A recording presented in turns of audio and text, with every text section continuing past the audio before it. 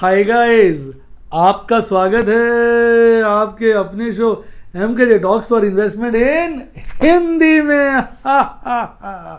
कैसे हैं आप बेटा? आज कार्यक्रम की शुरुआत करेंगे शेयर बाजार की कहानी MKJ की जुबानी। और सबसे पहले कल तो मैंने यार 10,000 स्टेप्स चले थे, आज 7,500 के करीब स्टेप्स चले। देखता हूँ आज रात को कवर करूंगा। आपने कितने स्टेप चले फटाफट कमेंट में बताइए। वेल्थ के साथ हेल्थ भी ज़रूरी है। आइए अब बात करते हैं एक मेजर इशू के ऊपर, और वो है IRFC का जो IPO आ रहा है। भाई रेलवेज के IPO बड़े पॉपुलर रहे हैं और अब आ रहा है IRFC का IPO। तो आइए इसकी चर्चा करते हैं। सबसे पहले बात करते हैं भाई ये IRFC है क्या? ये है इंडियन रेलवे फाइनेंस कॉरपोरेशन, यानी कि रेलवे का जो है बोरोइंग आर्म है, यानी पैसा रेलवे जुटाता जो है वो इंडियन रेलवे फाइनेंस कॉरपोरेशन से जुटाता है।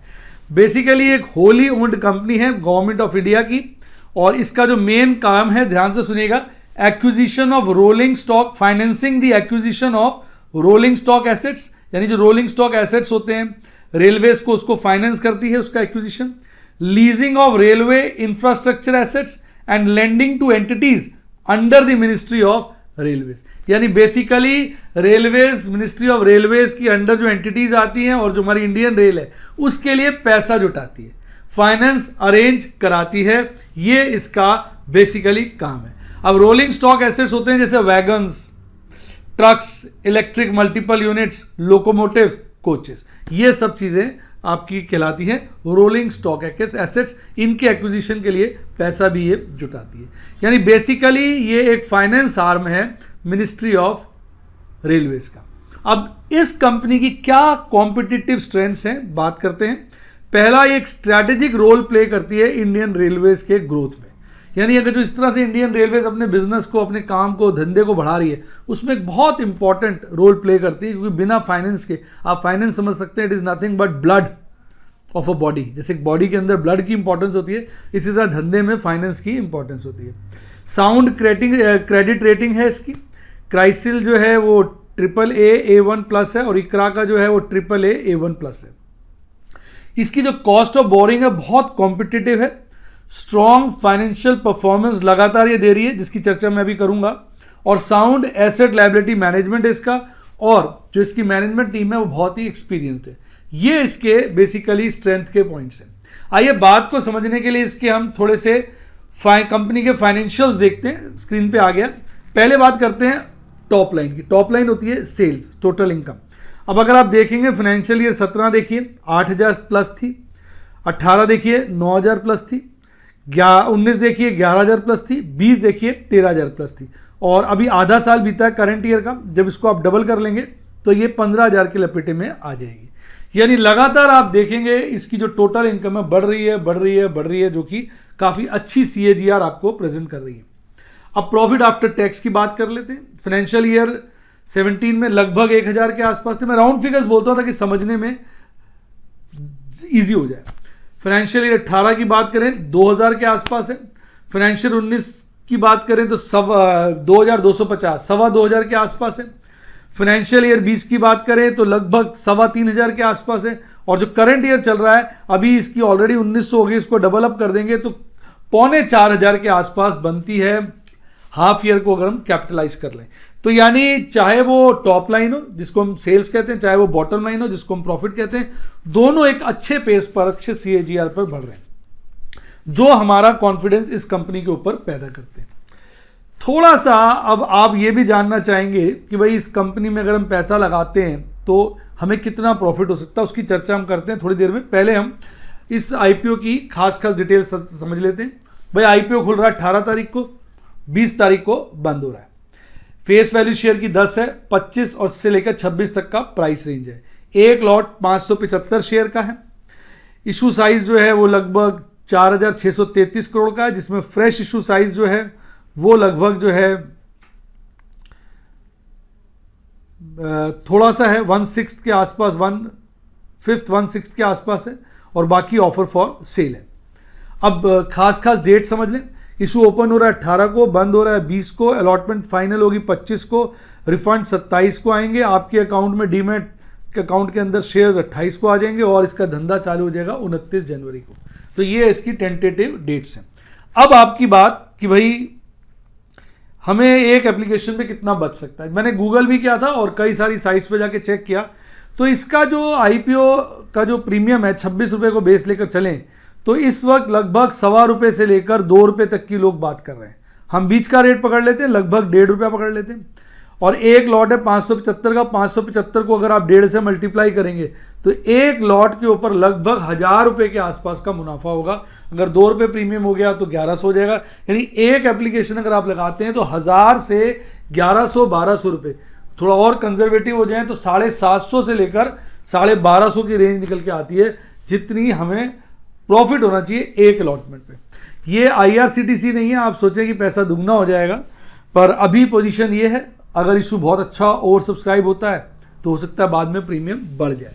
अभी जो है प्रीमियम इसका हम अपनी भाषा में कहते हैं ना, साधारण सा प्रीमियम है, ब्याज जैसा अमाउंट निकला आएगा। 15,000 के आसपास की एप्लीकेशन है, अगर 1,000 के आसपास बच जाते हैं तो लगभग 8% की रिटर्न आ जाती है। अब डिपेंड करता है अलॉटमेंट कितनी है। अब अलॉटमेंट अगर बहुत स्ट्रिक्ट रही और प्रीमियम कम रहा तो मज़ेदारी खत्म हो जाएगी। ओवरऑल मुझे इशू सेफ लगता है। प्राइस जो है 25 से 26 रुपये का है। पीछे रेल आया था ना, रेल विकास निगम वाला इशू, वो बहुत अच्छा लिस्ट हुआ था, उसके बाद गिर भी गया था, फिर बहुत भाग भी गया। तो ये लगता है कि ओवरऑल रिटर्न जो है इसमें म्यूट सी आएगी, पर नुकसान के चांसेस कम लगते हैं। बाकी सब शेयर बाजार है, कुछ भी हो सकता है। बाकी बेटा इसमें मैं पैसा लगाऊंगा नहीं लगाऊंगा, मोस्ट प्रोबेबली लगाऊंगा, पर बड़ी एप्लीकेशन लगाता हूँ, छोटी एप्लीकेशन लगाता हूँ, ये डिपेंड करता है सब्सक्रिप्शन से, क्या माहौल सब्सक्रिप्शन का बैठता है। तो उसके लिए अभी कमिटमेंट करना मुश्किल है। जब आईपीओ खुलेगा उसकी सब्सक्रिप्शन देखेंगे, उसके हिसाब से तय करेंगे। और सही तरीका भी यही होता है। रणनीति सदा वो होती है जो अपने कॉम्पिटिटर्स को देख कर बनाई जाए। ये अब बात करते हैं बाजार आज और कल की, और उसमें सबसे पहले आपका प्यारा राजदुलारा निफ्टी बैंक। तो भाई निफ्टी बैंक की अगर आज चर्चा करें तो साहब लालियाली में बंद हुआ है, हालांकि हल्की सी लालियाली में बंद हुआ है, 0.17% गिरकर बंद हुआ है। डिटेल में समझते हैं। पिछली क्लोजिंग जो थी निफ्टी बैंक की 32,574 की थी। आज गैप डाउन ओपनिंग करता है 32,526 पर, खुलते ही आज का पीक बना लेता है 32,718 का। उसके बाद ट्रेंड डाउनवर्ड ही रहता है और गिरता है, बीच में चढ़ भी जाता है, फिर गिरता चला जाता है, गिरता चला जाता है। लास्ट में करीबन एक बॉटम बनाता है 32,442 का। उसके बाद खटाक से चढ़ता है, फिर 32,519 पर बंद होता है।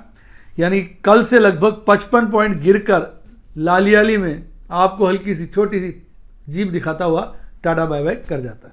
तो आज एक्सपायरी थी, जिसके चलते लगभग फ्लैट ही बंद हुआ। आइए इसके कंपोनेंट की बात करते हैं। सब 12 शेयर हैं, 7 हरियाली में, 5 लाली में। सबसे आज ज़्यादा तेजी देखने को मिली इंडसइंड बैंक के, धमाके की तेजी थी, और ये एक बारी को तो इसने 980 का लेवल भी आज काट दिया था। सबसे ज़्यादा गिरावट एक्सिस बैंक, ICICI बैंक, बंधन बैंक में देखने को मिली। अब बात करते हैं इसके टेक्निकल चार्ट की। तो आप देखेंगे कल तो हैंगिंग मैन कैंडल बनी थी, आज कैंडल जो है उसकी बॉडी कल की बॉडी के लगभग पैरेलल ही है, पर ऊपर की विक बड़ी है, नीचे की विक छोटी है। जिसका मतलब ये है कि बाजार खुला और उसके बाद बुल्स इसको एक बार ऊपर ले गए, पर टिका नहीं पाए। बेयर्स इसको बहुत ज़्यादा नीचे ले आए। उसके बाद बुल्स ने कोशिश करी थोड़ा सा ऊपर ले जा पाए, ज़्यादा ऊपर ले जा पाए, इसलिए ऊपर की विक खासी लंबी है। यानी कहीं ना कहीं बराबरी का एक वॉर रही बेयर्स और बुल में, और कहीं ना कहीं बेयर्स का पलड़ा आज भारी रहा। लोकेशन कैंडल की बुलिश है, अपर बोलिंजर बैंड के साथ बनी है, 50 डेज 200 डेज EMA से ऊपर है, तो सब मोटा मोटा इसमें आज भी ठीक ठाक है। कैंडल भी हरी है। अब अगर नीचे MACD चार्ट पे देखें तो आज जो इसका बुलिश क्रॉसओवर है उसमें हल्की सी कमजोरी देखने को मिली। आप देखेंगे हिस्टोग्राम जो नीचे बना है वो लाल बना है। RSI अभी भी ओवरबॉट जोन में घूम रहा है, 75.5 है। तो ओवरऑल जो है निफ्टी बैंक मजबूती दिखा रहा है। अब कितना मजबूत रहता है आने वाले वक्त में ये तो समय ही बताएगा, पर मेरा ये मानना है थोड़ा कॉशियसली ही हमें आने वाले वक्त में ट्रेड करना चाहिए। एक गिरावट बनती है पर वो हो नहीं रही है। कारण क्या है? मेजॉरिटी लोगों को लग रहा है यार एक करेक्शन बनती है, इसलिए करेक्शन नहीं हुई। एक बारी को हमारा ब्लैंक कर दिया जाएगा माइंड, जब हमें लगना ही बंद हो जाएगा ये गिरेगा, तब इसमें आएगी करेक्शन। तो अभी तो करेक्शन कुछ नजर नहीं आ रही है, बार बार बनता है माहौल फिर टूट जाता है। तो मैं यही कहूँगा सावधानी से कॉशन के साथ काम किया जाए। आइए अब बात करते हैं देश की आन बान शान और हमारी जान निफ्टी 50 की। साहब स्क्रीन पर आ गया निफ्टी 50 का चार्ट। निफ्टी बैंक से रिवर्स है। निफ्टी बैंक आपने देखा लगातार गिरता रहा, पर निफ्टी 50 लगातार चढ़ता रहा और हरियाली में ही बंद हुआ। हालांकि हरियाली हल्की थी, 0.21% के साथ चढ़कर हमारा निफ्टी 50 आज बंद हुआ। आइए डिटेल में समझते हैं। कल निफ्टी 50 की क्लोजिंग हुई थी 14,564 पर। आज एक गैप डाउन ओपनिंग करता है 14,550 की, और उसके बाद खुलते ही धड़ाम से गिर के आज का बॉटम बना लेता है 14,471 का। उसके बाद एकदम थोड़ा तेजी से बढ़ता है, फिर धीरे धीरे सारा दिन बढ़ता ही रहता है और एंड में बढ़कर ही बंद होता है। इस दौरान बीच में जो पीक बनाता है वो 14,617 का बनाता है और उससे थोड़ा सा गिरकर 14,595 पर आज निफ्टी 50 आपको मुस्कुराता हुआ टाटा बाय बाय कर जाता है। टॉप के और बॉटम के शेयरों की बात करें तो मात्र 2 शेयर ऐसे थे जिनमें 3% से ज़्यादा का परिवर्तन देखने को मिला। वो थे यूपीएल और बीपीसीएल। इन्होंने 3% से ज़्यादा की तेजी दिखाई। टॉप के 5 शेयर थे UPL, BPCL, TCS, IndusInd bank और आईओसी। गिरने वाले शेयरों में कोई भी ऐसा शेयर नहीं थे जिसमें 3% से ज़्यादा की गिरावट हो। सबसे ज़्यादा गिरावट आज एचसीएल टेक्नोलॉजीज में देखने को मिली, लगभग 0.25% की। तो गिरने वाले शेयर थे HCL, Axis Bank, JSW Steel, Tech Mahindra, Asian Paint. ये जो मैं आपको टॉप के 5 बॉटम के 5 शेयर बताता हूँ, ये निफ्टी 50 के बताता हूँ। कई बार मैं कमेंट पढ़ता हूँ, बच्चे लिखते हैं कि सर कोई और शेयर इससे ज़्यादा गिरे थे, वो निफ्टी 50 का पार्ट नहीं होते, इसलिए उनकी चर्चा यहाँ नहीं होती। आइए इसके टेक्निकल चार्ट की बात करते हैं। तो साहब आज की कैंडल अपने आप में हरी है और थोड़ी रीजनेबली मोटी है, लेकिन उसकी विक ऊपर की कम है, नीचे की ज़्यादा है। नीचे की ज़्यादा की विक यही समझा रही है कि शुरू में बेयर्स ने बाजार में काबू करने की कोशिश करी, बाजार को खुलते ही वो धड़ाम से उसको नीचे ले गए, पर टिका नहीं पाए। बुल्स उसको काफ़ी ऊपर ले गए और जहां इतना ऊपर ले गए थे वहीं पर जाके उन्होंने बंद किया। तो यही कहेंगे बुल्स और बेयर्स की जो आज फाइट थी उसमें बुल्स ही विजेता रहे। तो ओवरऑल कैंडल साहब बहुत स्ट्रांग है, अपर बुलिंजर बैंड के पास है, 50 डेज 200 डेज ईएमए से ऊपर है। नीचे एमएसडी क्रॉसओवर देखेंगे तो अच्छा खासा मोटा है, ऑल्दो हल्की सी कमजोरी है क्योंकि आज लाल हिस्टोग्राम बना है। और आरएसआई तो गजब का हो रखा है, 180 से पार है, 81.5 का आरएसआई है। तो फुल टॉस निफ्टी 50 तेज है। अब ये तेजी कब तक कामयाब रहती है, कब तक बनी रहती है, कब ये करेक्शन लिखता है, ये देखने वाली चीज है। आपका क्या विचार है, निफ्टी 50 कब करेक्ट होगा और कितना करेक्ट होगा, कमेंट में जरूर बताइए। आइए अब बात करते हैं आपके प्यारे ऑप्शन चेन एनालिसिस की। तो साहब स्टेटस को है, पर पोजीशनें मजबूत हो रही हैं। अगर आप कॉल का मैक्सिमम ओपन इंटरेस्ट देखेंगे 15,000 के लेवल पे है, जहां पर ये आज और बढ़ा है। सेकंड हाईएस्ट 14,000 के लेवल पे, जहां पर ये घटा है। इवन आप 14,500 के लेवल पे देखिए घटा है, यानी 15,000 और उसके ऊपर के लेवल पे बढ़ रहा है, नीचे घट रहा है। तो इसका मतलब जो रेसिस्टेंस है वो ऊपर सरक रहा है, यानी बाजार बहुत ज्यादा तेज बनता जा रहा है। आइए पुट के ओपन इंटरेस्ट की बात करें तो हाईएस्ट 14,000 के लेवल पे, जहां पर ये हल्का सा बढ़ा है। सेकंड हाईएस्ट 13,000 के लेवल पे, जहां पर ये घटा है। 13,500 पे घटा है, 14,500 और 15,000 के लेवल पे बढ़ा है, यानी 14,500 15,000 के लेवल पे बढ़ा है और नीचे के लेवल पे घटा है। यानी पुट का ओपन इंटरेस्ट ऊपर के लेवल पे अगर बढ़ रहा है तो सपोर्ट जो है ऊपर की तरफ खिसक रही है, बाजार मजबूत है। यानी पुट और कॉल दोनों मिलकर एक ही बात करें, तेजी है तेजी है तेजी है। अब बात कर लेते हैं टोटल ओपन इंटरेस्ट की। तो टोटल ओपन इंटरेस्ट आप देखेंगे हाईएस्ट 14,000 के लेवल पे, जहां पे हल्का सा गिरा है। कल सेकंड हाईएस्ट 13,000 पे था, जहां पर भारी परिवर्तन आया है। आज सेकंड हाईएस्ट 15,000 के लेवल पे हो गया, जहां पर ये बढ़ा है। इवन 14,500 पे भी बढ़ा है, यानी 14,000 से और उसके नीचे के लेवल पे घटा है। 14,500 पे और 15,000 पे टोटल ओपन इंटरेस्ट बढ़ा है, यानी मैक्सिमम पेन जो है वो ऊपर सरकने की कोशिश कर रहा है, जिसका मतलब बाजार बुलिश है और ऊपर की तरफ उसका बेस शिफ्ट होता जा रहा है। आपको क्या लगता है, कमेंट में जरूर बताइए। आइए अब बात करते हैं आपके प्यारे राज दुलारे किसकी, एफआईज डीआईज की। भाई साहब वही चल रहा है, एफआईज खरीदी जा, डीआईज बेची जा यार कमाल है यार, महीना हो गया है यही हालात चल रहे। आइए बात करते हैं एफआईज की। कल नेट खरीदारी थी लगभग 1900 करोड़ की, और आज वो बढ़कर लगभग 1100 करोड़ की हो गई है। डीआईज की कल नेट बिकवाली थी बहुत ज्यादा, लगभग 2400 करोड़ की, पर आज नेट बिकवाली तो है पर खासी कम है, मात्र 200 करोड़ के आसपास है। 188 करोड़ की नेट आज बिकवाली है। दोनों भाइयों का जोड़ करें तो कल लगभग 500 करोड़ की यानी 500 करोड़ की नेट बिकवाली निकल के आई थी। आज लगभग 900 crore 888 to be precise 888 crore की नेट खरीदारी निकल के आई है। साहब बाजार में नेट खरीदारी निकल के आती रही इसी तरह तो बाजार का गिरना तो मुश्किल ही लग रहा है। तो ये जो दो भाई हैं पता नहीं किस तरह से काम कर रहे हैं। ज़्यादातर केसेस में आप देखेंगे नेट खरीदारी खरीदारी खरीदारी आती है और एफआईज तो लगातार खरीदारी खरीदारी खरीदारी करे जा रहे हैं, डीआईज बेचे जा रहे हैं बेचे जा रहे हैं बेचे जा रहे हैं।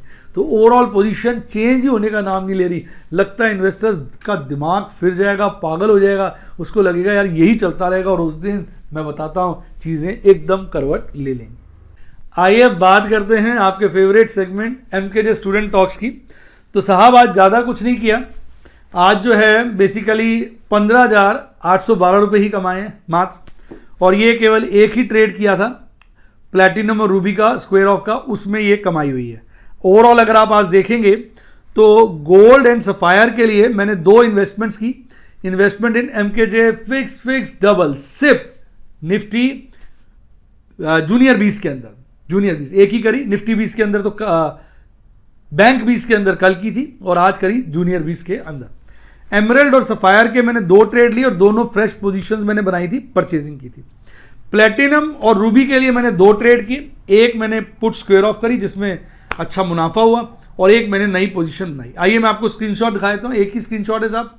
एलएनटी की जनवरी 1200 की पुट मैंने स्क्वायर ऑफ करी 2 रुपये 90 पैसे पे, ऑल्दो बाद में इसका प्राइस गिर के 2 रुपये 20 पैसे तक आ गया था। इसमें मुझे 15,812 का प्रॉफिट हुआ। पोजीशंस मेरी बहुत ज़्यादा है बाजार के अंदर, तो मेरा मन तो यही है कि जल्दी जल्दी स्क्वायर ऑफ करूं, पर सही मौका मिलेगा तो स्क्वायर ऑफ करूंगा और जो भी रिजल्ट होगा आपको ऐसे ही बताता रहूंगा।